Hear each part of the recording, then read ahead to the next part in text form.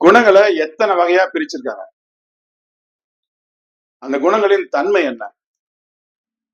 அசுர கணம், மனித கணம், தேவகணம். அதாவது அசுர குணம், மனித குணம், தேவகுணம் அப்படின்னு 3 குணங்கள் இருக்கு. இதுல அந்த அசுர குணம் அப்படிங்கிறது வந்து அடுத்தவங்களுக்கும் பாதிப்பு ஏற்படுத்திட்டு தனக்கும் பாதிப்பை ஏற்படுத்திக் கொள்றது. அசுர குணம் எதை சொல்றீங்க? எந்த குணம் உங்களுக்கு வந்து அடுத்தவங்களுக்கும் உங்களுக்கும் பாதிப்பு ஏற்படுதோ அது வந்து அசுர குணம். எந்த குணம் அடுத்தவங்களுக்கு உங்களுக்கு பாதிப்பு ஏற்படுத்தாம இருக்கோ அது வந்து மனித குணம். குணத்தையே செயல்படுத்தாம வச்சிருந்தா அது தேவ குணம்.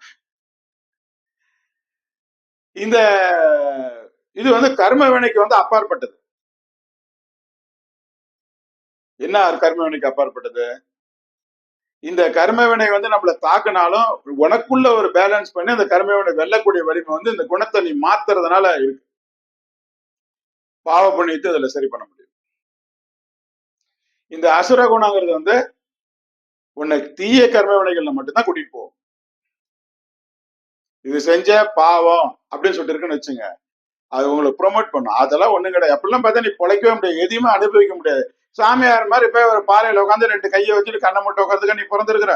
வாழ்க்கை அனுபவி. செத்தது பின்னாடி என்ன வருதுன்னு யாருக்கு என்ன தெரியும்? இப்ப நல்லா அனுபவி. நீ அனுபவிக்கிறது தான் முக்கியம் அப்படின்னு சொல்லிட்டு அசுரகுணம் உனக்கு வந்து எஜுகேட் பண்ணும், உன்னை வந்து அதுக்கு ப்ரொமோட் பண்ணும், உன்னை இன்டியூஸ் பண்ணும், தூண்டிக்கிட்டே. பாவ புண்ணியத்தை பத்திலாம் அது பேசாது, பாவத்தை பத்தியே பேசாது. புண்ணியம் இதெல்லாம் ஒண்ணும் இல்லை அப்படிங்கும். ஆனா இந்த மனித குணம் இருக்குதே, அது கர்ம வினைகளை பத்தி புரிஞ்சுக்கும். சஞ்சீத கர்மம்னு இருக்கு, முன்வினைன்னு இருக்கு, பிராரப்த கர்மம் இருக்கு, பின் ஆகாமிய கர்மம்னு இருக்கு, புகவினைன்னு இருக்கு. இந்த பாவ புண்ணியத்தை வந்து ஒத்துக்கும் மனித குணம்.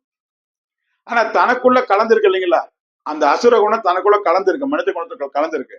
அதை ஒழிக்கிறதுக்கு வந்து தடுமாறிட்டு இருக்கும் மனித குணம். தனக்குள்ள ஒளிஞ்சிருக்கக்கூடிய தேவகுணத்தை நிலைக்கவும் தேவகுணமும் ஒளிஞ்சிருக்கும், அசுர குணமும் ஒளிஞ்சிருக்கும் மனித குணம். மனிதன் பாவம், ஒரு பக்கம் அசுரம் போட்டு அவனை வாதம் பண்றான், ஒரு பக்கம் வந்து தேவரை வந்து திருத்தி. ஏன்னா இதுக்காக தேவையில்லாம அவனை படைக்காம நீ விட்டுட்டு போயிருக்கலாமே.